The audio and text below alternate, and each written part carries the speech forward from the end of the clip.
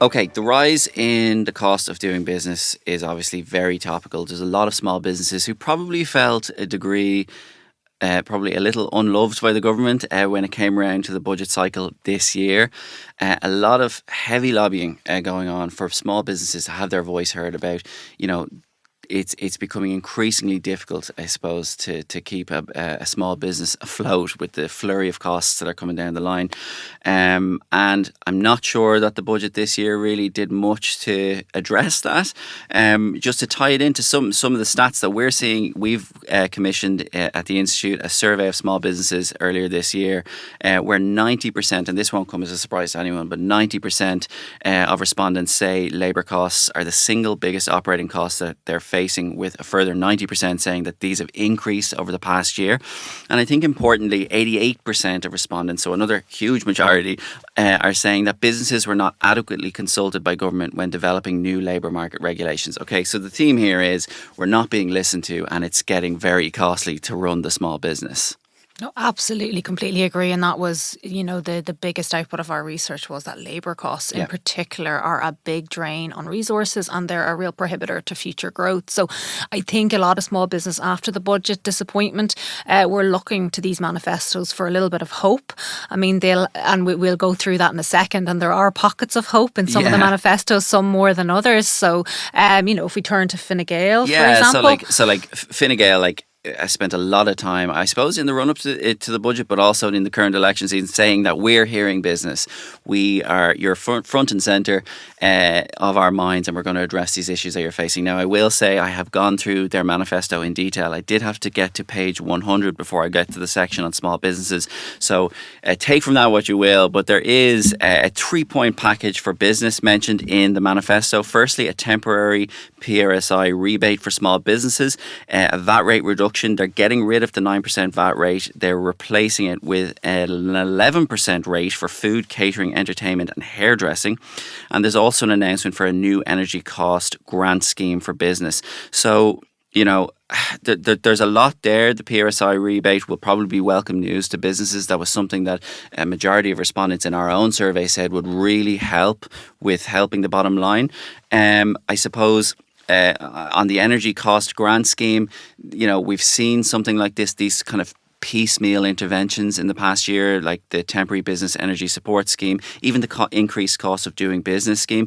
I think uptake was, arguably lukewarm, and I'm not sure businesses are particularly Delira and Exira about such kind of one-off interventions. Yeah, no, I completely agree. And the last number of business grant schemes they've had low uptake initially, because I think there was a bit of maybe difficulty around the communication the same. That's obviously another administrative challenge if you have to apply, and the bureaucracy around that. And small businesses, as we know, are already snowed under with paperwork. So, I think while energy grants they're well intentioned, they are once off and they're not long term measures. Something like PRSI, employers PRSI, is a much more long-term focused measure, and I know that there's a little bit of there's a mention, I suppose, to a temporary PRSI rebate. It seems to be targeting those workers in and around minimum wage, which will help.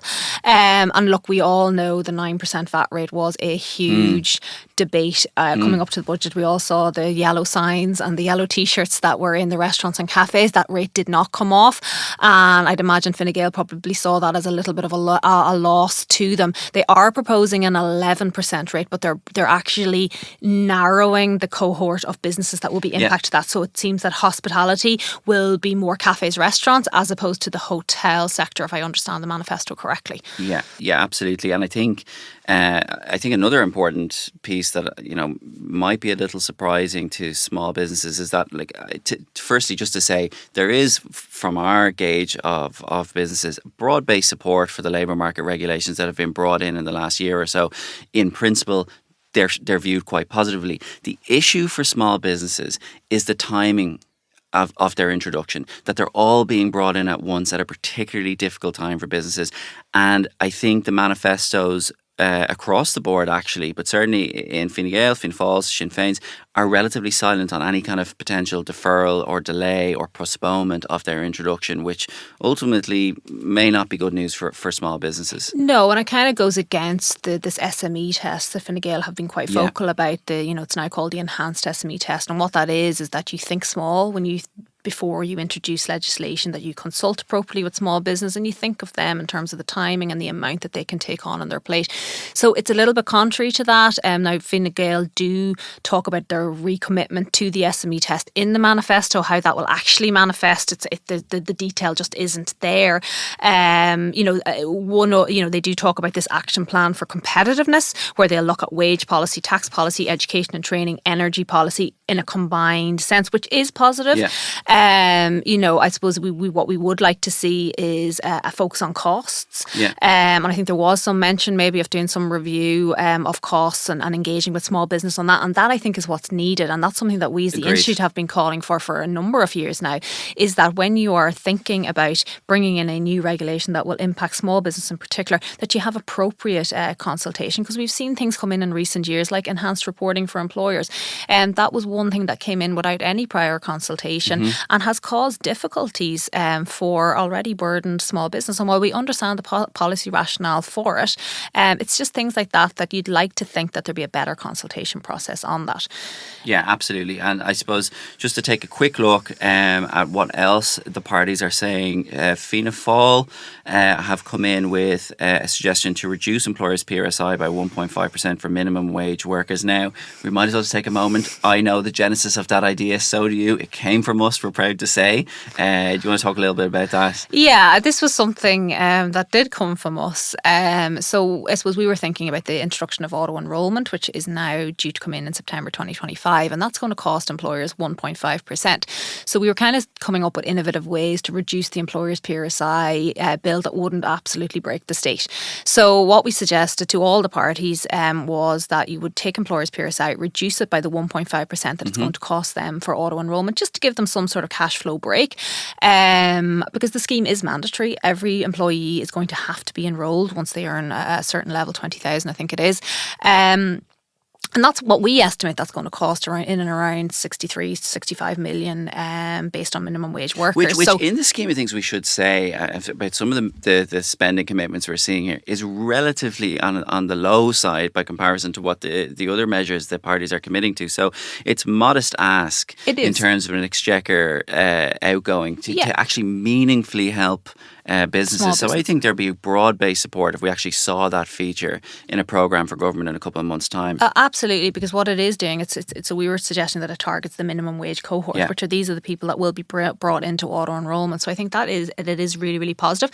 The other measure that we've been calling for a number of years now is the removal of the 3% USC charge on self-employed. So that was I suppose a penal application of USC for people that have taken the risk and gone into business and they're earning over 100,000. 100,000 seems like a lot of money, but a 3% charge on top of that, that's quite a lot. You're into 55% income tax rates, which is not insignificant. So I think Fianna Fáil and Sinn Féin have both proposed to remove that charge. I think that is really positive. And it also aligns, our policy, in general, Ireland's tax policy has always been to treat employees and self-employed the same. So, we've spent a lot of time over years getting the earned income tax credit up to the PAYE credits. And this is another move that I think will equalise that treatment. Yeah, agreed. And I suppose just, at the beginning we spoke about cost of doing business, how that's obviously gone up, and Fianna Fáil have picked up on that. They're pledging to establish a cost of business advisory forum that will be consulted before introducing new legislation or policies that affect small businesses. So I suppose,